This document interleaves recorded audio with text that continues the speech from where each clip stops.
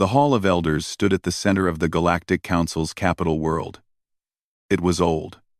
Older than most species could remember. The walls were made of black stone that came from a dead star. On these walls, the elders had carved their laws. These were not suggestions. These were rules that kept the galaxy at peace for 10,000 years. Commander Voss walked through the great hall with his boots clicking against the ancient floor. He was tall for a Rithani, with gray skin and 4 eyes that glowed soft yellow in the dim light. Behind him walked his officers, all young, all hungry for glory. They had never seen real war. The Rithani Empire had expanded peacefully for 300 years.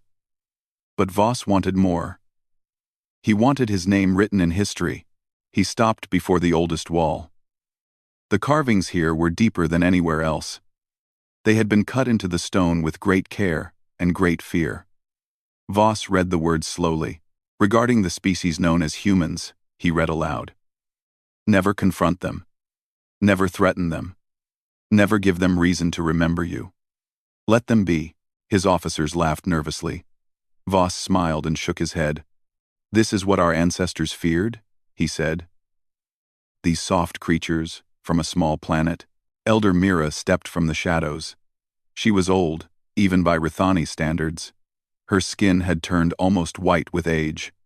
Her 4 eyes were clouded, but still sharp. You should not mock what you do not understand, Commander, she said. Voss turned to face her. He showed respect, but only barely. Elder Mira, I understand perfectly. Our ancestors met the humans when we were young and weak. They were impressed by creatures that could survive on such a harsh world.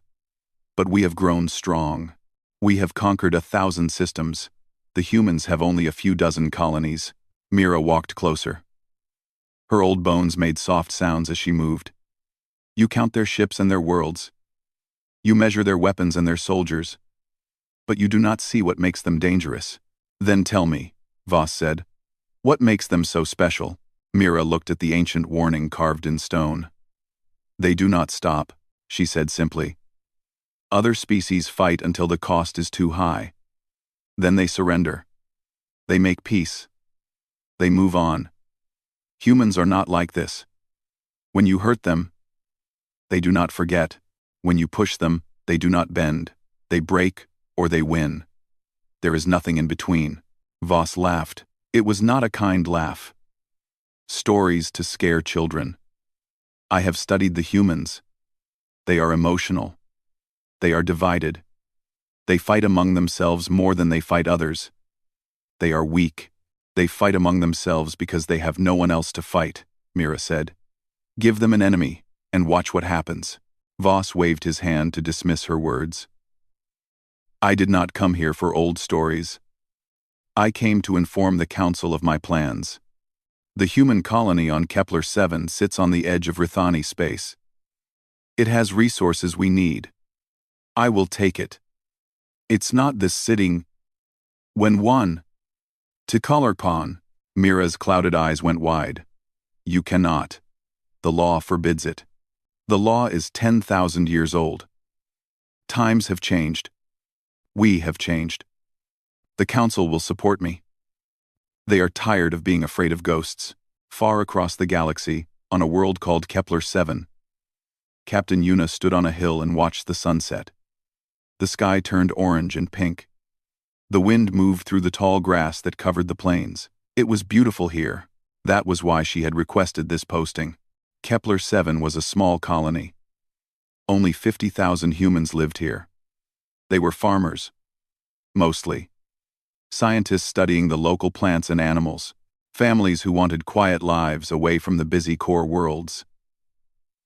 Yuna's job was to protect them. She had 200 soldiers and 3 small patrol ships. It was enough to handle pirates or natural disasters. It was not enough for anything more. Her communicator buzzed. She touched the device on her wrist. Captain, you have a visitor, said the voice of her assistant. Send them up, Yuna said. A few minutes later, a man climbed the hill to stand beside her. He was shorter than Yuna, with messy black hair and oil stains on his uniform. His name was Tay. And he was the colony's chief engineer. He was also Yuna's closest friend on this world. Beautiful evening, Tay said. You did not climb this hill to talk about the weather, Yuna said. Tay smiled sadly. No. I came to show you something.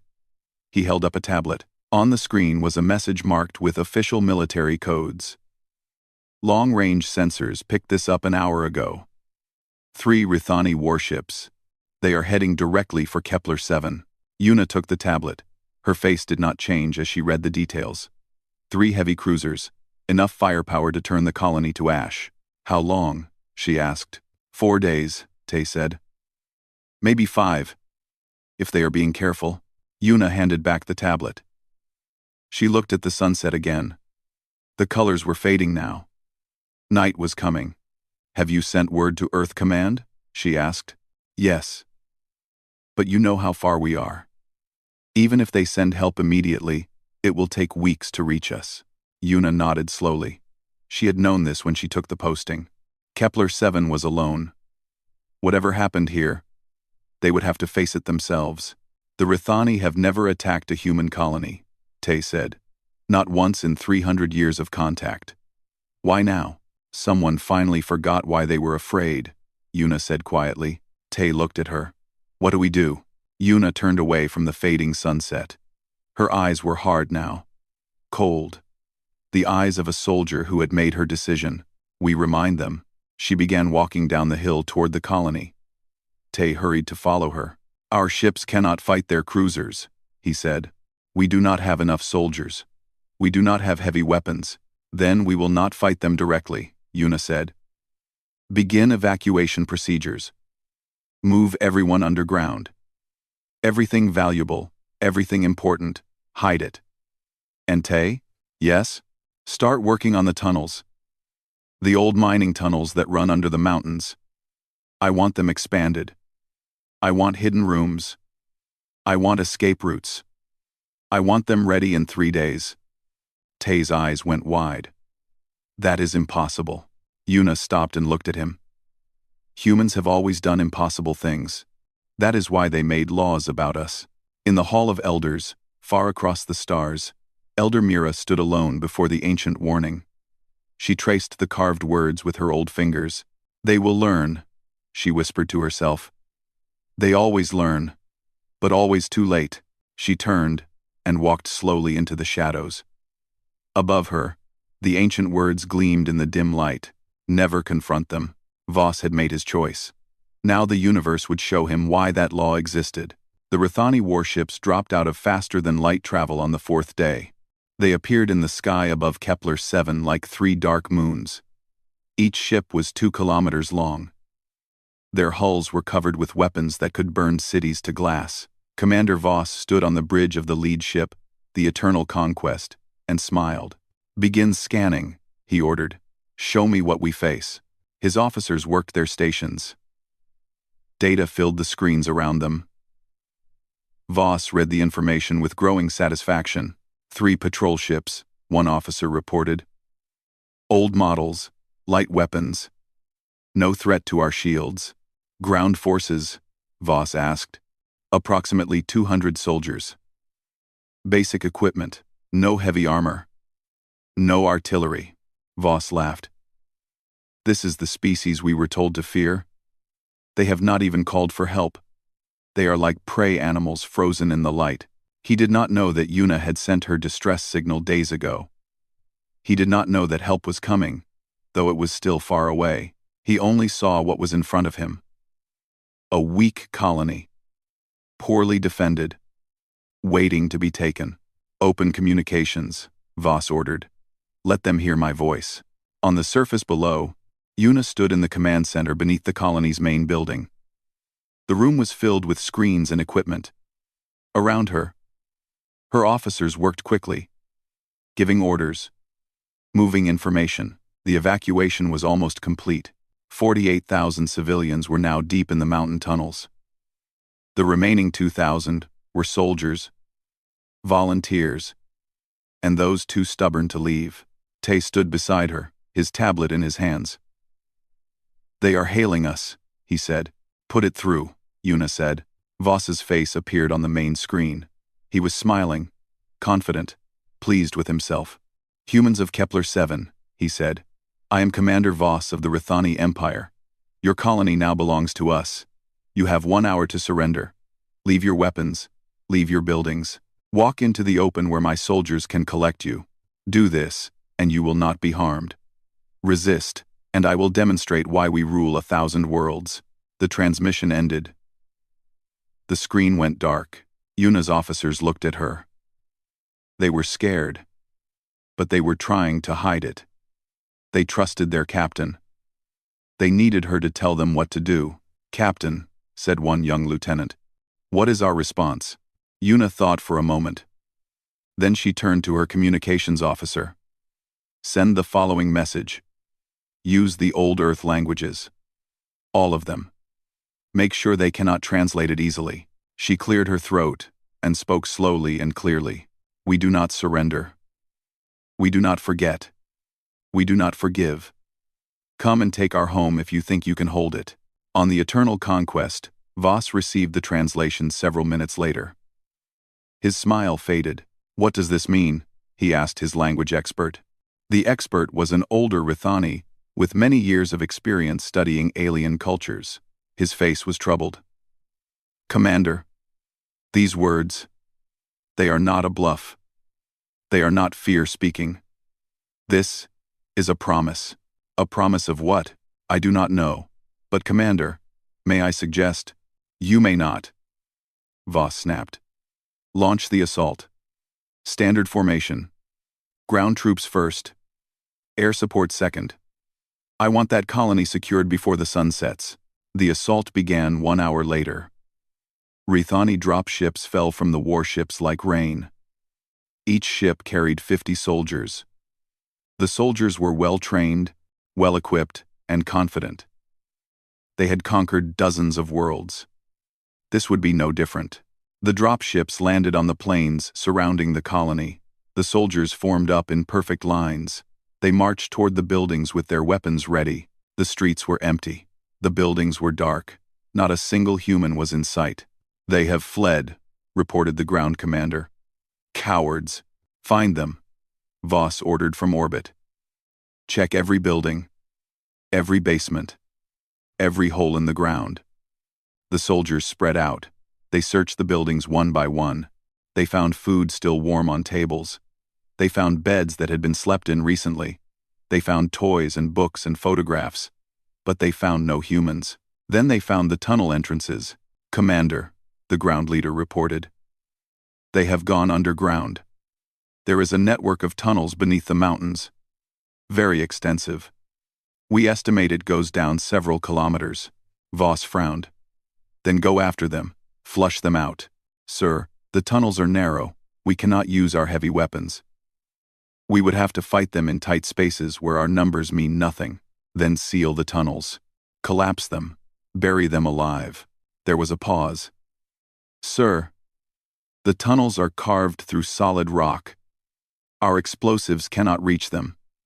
And if we use heavy bombardment from orbit, we will destroy the very resources you wish to claim." Voss slammed his fist against his command chair. The humans had planned this. They had known they could not win in open battle. So they had chosen not to fight one. Deep beneath the mountains, Yuna watched the Rithani on her screens. Hidden cameras showed their frustration. Hidden microphones caught their angry voices. "Phase 1 complete," Tay said quietly. "They control the surface. They control empty buildings," Yuna replied. "Let them have them." "What now?" Yuna looked at her people. Soldiers, farmers, engineers, teachers, mothers and fathers and children. All of them pressed together in the underground chambers. All of them afraid, but none of them broken. "Now we wait," she said. "We watch. We learn their patterns. And when they think they have won, we remind them that they are on our world. That could take time. Humans are patient when we need to be. The Rithani are not. They will make mistakes, and when they do, we will be there." On the surface, the Rithani soldiers set up their camps. They claimed the human buildings for their own. They ate human food. They slept in human beds. They declared victory and sent reports to Commander Voss. The colony is secured, they said. The humans are trapped underground. They will starve eventually. This world is ours. Thanks for watching. Thank you, Bring. And then I don't have. They will starve eventually. They will starve eventually still. The colony is secured. Voss was pleased. He sent his own report to the Galactic Council. He described his great victory. He mocked the old laws and the elders who defended them. The humans are nothing, he wrote. They ran from us like animals. The age of fear is over. Elder Mira read his report in the Hall of Elders. Her old hands trembled as she set it down. He thinks he has won, she said to herself. He has no idea. She looked up at the ancient warning carved in stone. The words had not changed in 10,000 years. They had been written in blood and sorrow by those who had learned the truth the hard way. Never confront them, she whispered. Never give them reason to remember you. Voss had done both. Now he was on their world, in their buildings, surrounded by their darkness. He had made himself their enemy. And humans never forgot their enemies. In the tunnels, Yuna gathered her officers. She had a map spread before her. It showed every tunnel, every chamber, every hidden path that Tay and his engineers had created. Tonight, she said, we begin. Her officers leaned forward. Their fear was gone. In its place was something else. Something cold and patient, and very, very old. What is the plan? One asked. Yuna smiled. It was not a kind smile. We show them why the elders made their law. The first soldier disappeared on the 7th night. His name was Keth. He was young, barely old enough to serve. He had been assigned to guard a supply depot on the eastern edge of the colony. The building was small. The job was boring. Keth sat in his chair and watched the empty streets through the window. He heard a sound behind him, a soft scrape, like a boot on stone. He turned. There was nothing there, just shadows. Keth frowned. He walked to the back of the room. He checked the corners. He checked behind the boxes. Nothing. When he turned back, a human woman stood between him and the door. She was small, with short black hair and eyes like chips of ice. She wore dark clothes that made her almost invisible in the dim light. Keth reached for his weapon. He was fast. He had trained for years. The woman was faster. In the morning, the other soldiers found Keth's chair empty. His weapon was still in its holder. His communicator was still on the table. There was no sign of struggle. No blood. No evidence at all. He had simply vanished. Commander Voss received the report with annoyance. One missing soldier means nothing. He probably got lost in the tunnels. Send a search team. The search team found nothing. The tunnels seemed to go on forever. They twisted and turned in ways that made no sense. The soldiers got confused. 2 of them got separated from the group. When the others went back to find them, they were gone. That night, 3 more soldiers vanished. Then 5, then 8. Voss stopped the searches. He ordered his troops to stay together. Groups of 10 or more. Never alone. Never in the dark. But the humans found ways. A patrol would walk down a street. They would round a corner. The last soldier in line would simply not be there anymore. His companions would search. They would call his name. They would find nothing. A group would enter a building to search it. They would spread out through the rooms. They would call out to each other. One voice would stop answering. When they looked, the soldier was gone. Only his weapon remained, placed neatly on the floor. The Rithani soldiers began to fear the dark.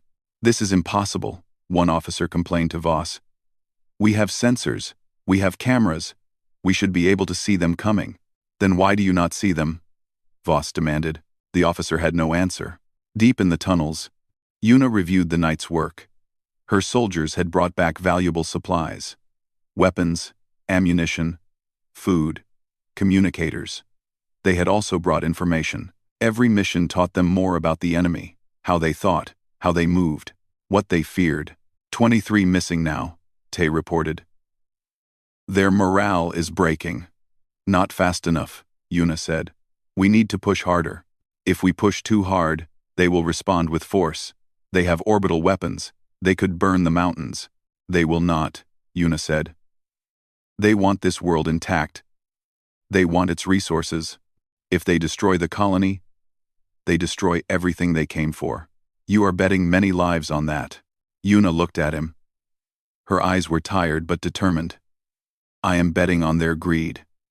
Greed is predictable. Fear is not. Right now, they are greedy. Soon, they will be afraid. And when fear meets greed, they will make mistakes. She was right.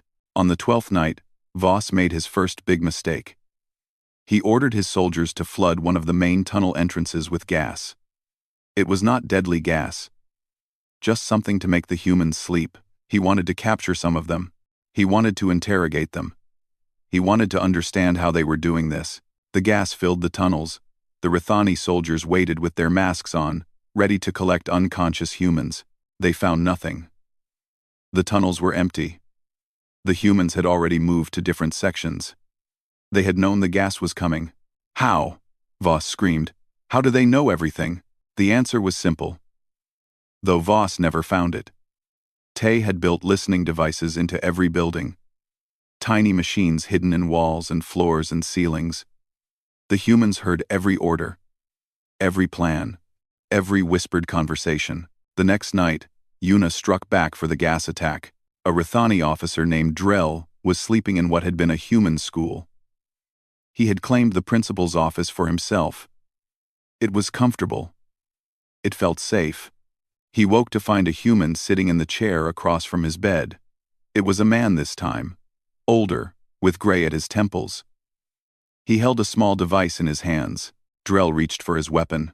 I would not, the human said calmly. This device controls the explosives we placed under this building 3 days ago. If I press this button, we all die together. Do you want to die tonight? Drell's hand stopped. What do you want? He asked. I want you to carry a message to Commander Voss. The human stood. He walked toward the window. Tell him that we took his gas attack personally. Tell him that the next time he tries something like that, we will respond with fire. We will burn everything he has built here. And then we will disappear back into our tunnels. And he will never find us. He will never believe that you would destroy your own colony. The human smiled. It was a sad smile. That is the difference between us and you. You fight for things. Land. Resources. Power. We fight for each other. This colony is just buildings. Our people are underground. We can rebuild buildings. We cannot rebuild our dead. He opened the window. Tell Voss one more thing, he said. Tell him that we have sent word to Earth. Help is coming. It may take weeks, but it is coming. Every day he stays here, more of his soldiers will vanish. Every night, we will grow stronger. He cannot win this war. He can only choose how badly he wants to lose it. The human climbed out the window and disappeared into the darkness. Drell did not sleep for the rest of the night. In the morning, he told Voss everything. Voss listened in silence. His face was pale. His hands shook. They are lying, he said finally. They are trying to scare us. Commander, Drell said carefully.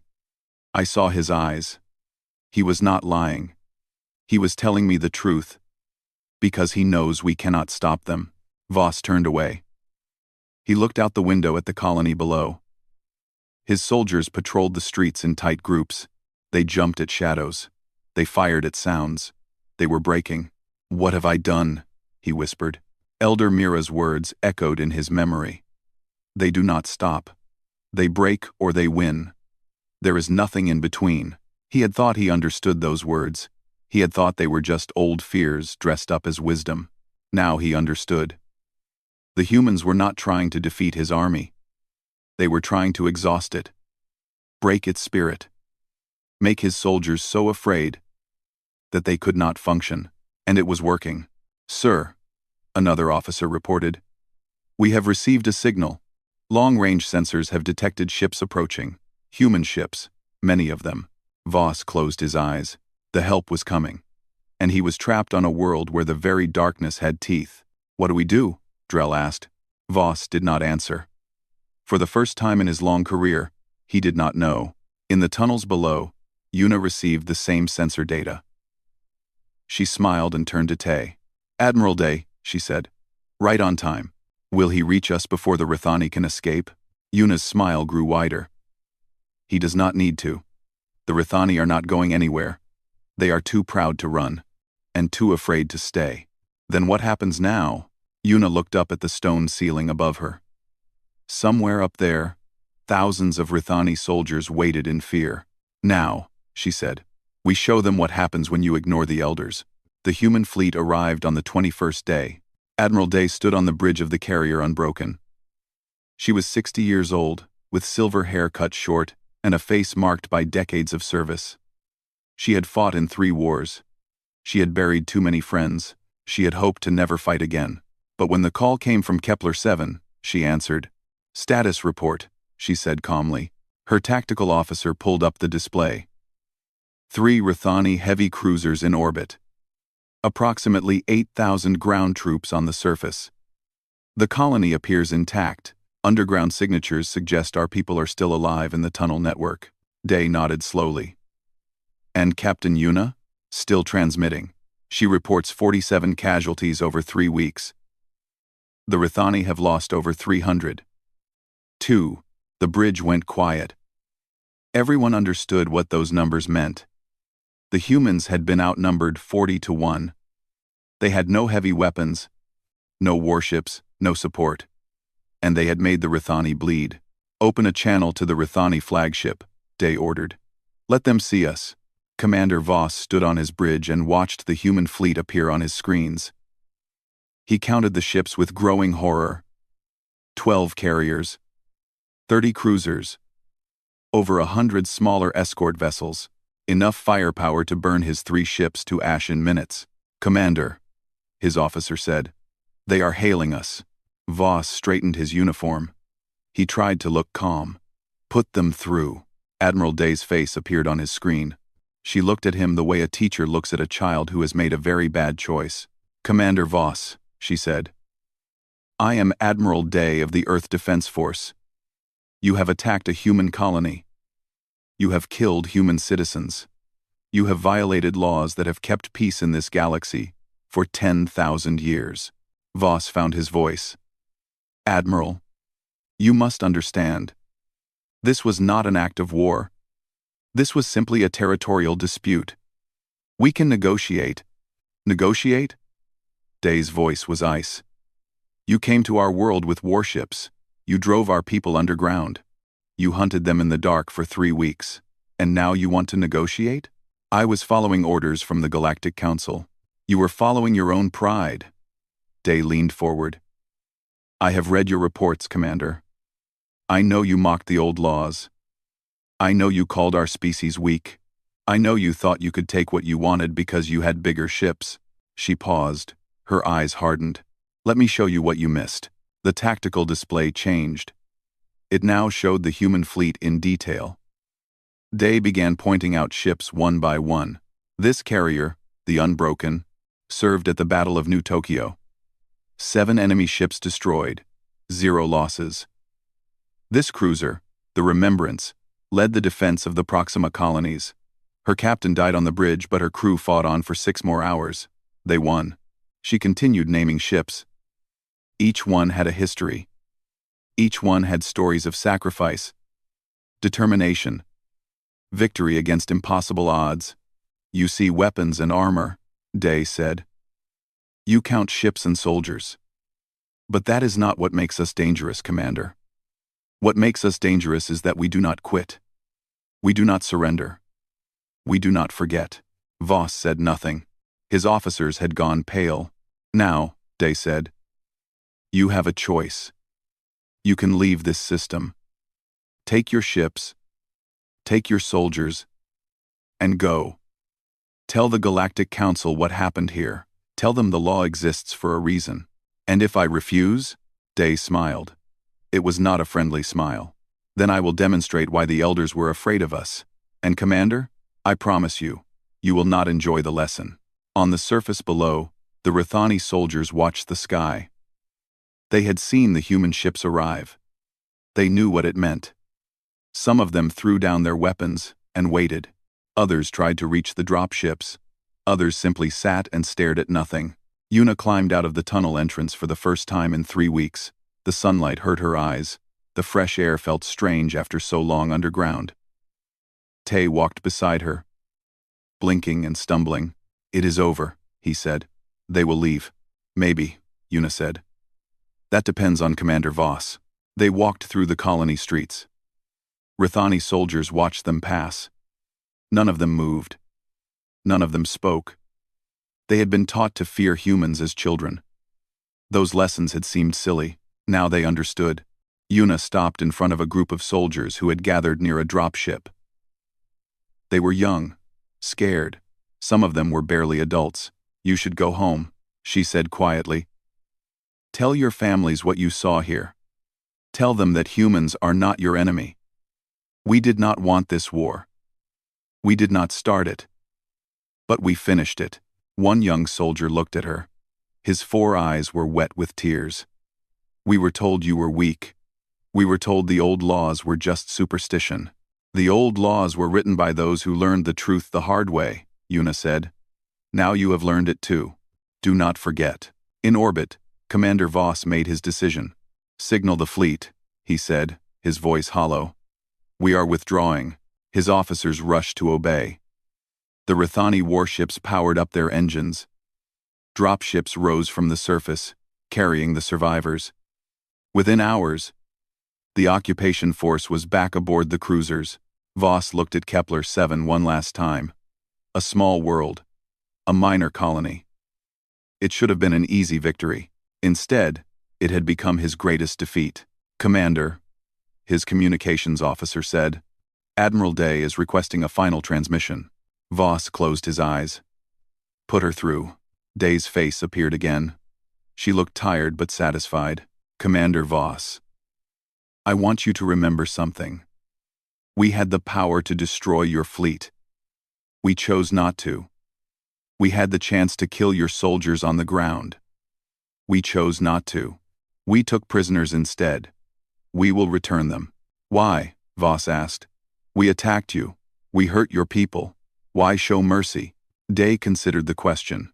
Because that is also what makes us human. We can be terrible when we must be. But we do not enjoy it. We do not seek it. We would rather build than destroy. We would rather heal than hurt. Remember that, Commander. We could have been your greatest enemy. We can still be your greatest friend. The choice is yours. The transmission ended. Voss sat alone on his bridge as his ship turned away from Kepler-7. He thought about everything he had believed, everything he had been taught, everything he thought he knew about the galaxy and his place in it. He had been wrong about all of it. On the surface, Yuna watched the Rithani ships climb into the sky. They grew smaller and smaller until they vanished into the darkness between stars. Around her, humans began emerging from the tunnels. Thousands of them. They looked up at the sky. They looked at their ruined homes. They looked at each other. Then they began to rebuild. Tay stood beside Yuna. What happens now? Now we send reports to Earth. We help our people recover. We fix what was broken. And the Rithani? Yuna shrugged. They learned their lesson. Whether they remember it is up to them. Admiral Day's shuttle landed nearby. The Admiral walked across the grass to where Yuna and Tay stood. She was smiling. Captain, she said. Impressive work. 3 weeks against 8,000 enemies. You made them fear the dark. We did what we had to do, Yuna said. You did more than that. You reminded the galaxy why those laws exist. The Council will hear about this. The Elders will make sure of it. Yuna nodded. She looked at the setting sun. The same sunset she had watched the night this all began. I hope they remember, she said. I hope they all remember. Day put a hand on her shoulder. They will. Humans have a talent for making sure others do not forget us. Above them, the last Rithani ship vanished from sight. The lesson had been taught. Now it was time to see if it would be learned. The Galactic Council chamber was silent. Every seat was filled. Representatives from 1,000 worlds watched as Commander Voss walked toward the center platform. His uniform was wrinkled. His eyes were dull. He moved like a man carrying a weight too heavy to bear. Elder Mira sat in the highest chair. Her clouded eyes followed Voss with no surprise. She had known this moment would come. She had tried to prevent it. She had failed. Now there was only the aftermath. "Commander Voss of the Rithani Empire," she said, her voice carrying through the silent chamber. "You stand before this council accused of violating our most ancient law. You attacked a human colony without provocation. You ignored the warnings of the elders. You endangered the peace that has held for 10,000 years. What do you say in your defense?" Voss looked up at the assembled representatives. He saw fear in their eyes. Fear of him. Fear of what he had started. Fear of what might come next. "I have no defense," he said. His voice was empty. "I was wrong. The elders were right. The humans are not what I believed them to be." Farmant, a murmur ran through the chamber. Species that had never agreed on anything nodded together. They had all heard the reports from Kepler-7. They had all seen the recordings. 3 weeks of occupation, 300 soldiers lost to shadows, and when the human fleet arrived, they had shown mercy when they could have shown fire. "Tell us," Mira said. "Tell everyone here what you learned." Voss closed his eyes.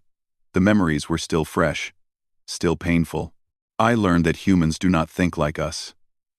They do not fight like us. They do not stop like us. When I attacked their colony, I expected them to surrender. They did not. They went underground. They hid. They watched. And then they started hunting." He opened his eyes. "My soldiers were the largest army to land on that world in a century. We had the best weapons, the best training, the best ships. And we lost. Not in battle. Not in one great fight. We lost soldier by soldier, night by night, shadow by shadow. The humans never gave us a target. They never gave us a chance to use our strength. They turned our own fear against us." The chamber was completely silent now. Even the youngest representatives understood the significance of what they were hearing. "And when their fleet came," Voss continued, "they could have destroyed us. They had the power. They had the right. We had attacked their people. We had killed their citizens. By every law of war, they could have burned my ships, and everyone aboard." He paused. His hands were shaking. "They let us go. They showed mercy. Not because they were weak, because they were strong enough to choose something other than revenge." Mira nodded slowly. "And what do you think we should do now, Commander?" Voss looked at her. For the first time, there was something like wisdom in his eyes. "Keep the old law," he said. "No. Strengthen it. Make it clearer. Make sure every species in this galaxy understands. Do not confront the humans. Not because they are dangerous, though they are, but because they deserve better from us. They want to be friends. They want to be partners. We should be grateful for that.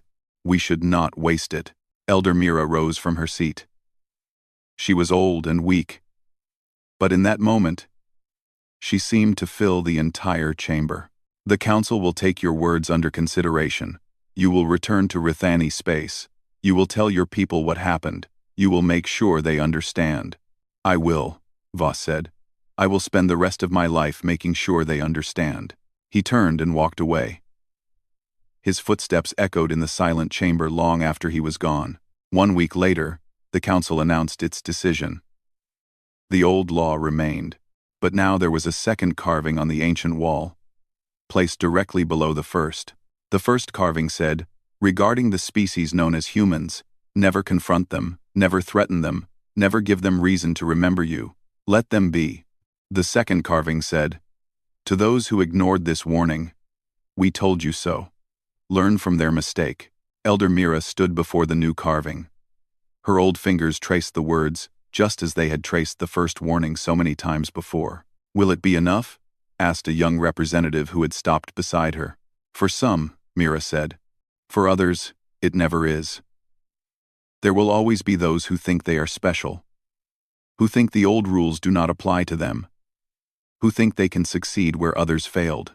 And when they try, Mira smiled sadly. Then they will learn the same lesson Voss learned.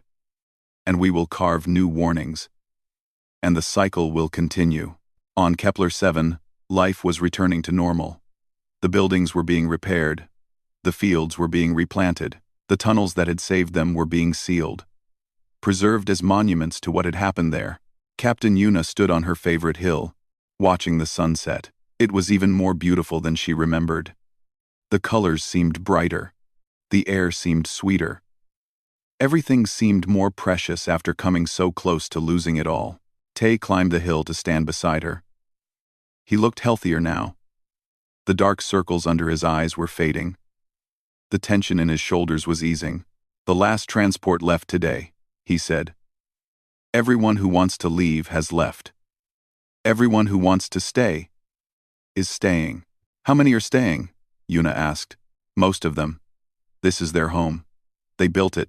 They defended it. They are not ready to give it up. Yuna nodded. She understood. She felt the same way. I received a message from Admiral Day, she said. The Council has made its decision. The old law stands. They have added a new warning for anyone who thinks about testing it. Will it work? Yuna laughed softly. Probably not forever. Someone will always think they are different. Someone will always want to try. And when they do, then we will be here. We will do what we always do. We will survive. We will adapt. We will win. Tay was quiet for a moment. Then he asked the question that had been bothering him since the beginning. Yuna, what makes us like this? Why are humans so stubborn? So unwilling to give up? Yuna thought about it. She looked at the sunset. She looked at the colony below. She looked at the stars beginning to appear in the darkening sky. I do not know, she said finally. Maybe it is because we come from a harsh world. A world that tried to kill us every day. We had to fight for everything.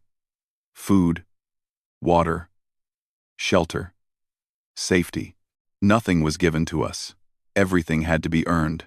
She turned to look at Tay. Or maybe it is simpler than that. Maybe we are stubborn because we love. We love our homes. We love our families. We love our friends. And when someone threatens what we love, we will do anything to protect it. Anything at all. Tay nodded slowly. The Rithani fought for territory. For resources. For power. We fought for each other. Exactly. They could never understand that. They could never match it. That is why they lost. The last light faded from the sky. The stars came out, bright and clear. Somewhere among them, the Rithani fleet was making its long journey home. Somewhere among them, the Galactic Council was debating the future. Somewhere among them, 100 different species were reading the reports from Kepler 7 and deciding what they meant. But here, on this small hill, on this small colony world, Yuna and Tay stood in comfortable silence and watched the stars. Do you think there will ever be peace? Tay asked. Real peace? The kind where we do not have to worry about someone coming to take what we have built? Yuna smiled. Maybe. Maybe not. But either way, we will be ready. We will always be ready. She turned and walked down the hill toward the colony. Tay followed her. Behind them, the ancient words carved on a wall across the galaxy gleamed in the light of a dying star. Never confront them. We told you so. The humans had taught their lesson. The galaxy had learned it. And somewhere, in the quiet corners of 1,000 worlds, new stories were being told. Stories of the species that would not surrender. The species that would not forget. The species that fought not for power or glory, but for each other. Stories of humanity. And that was enough.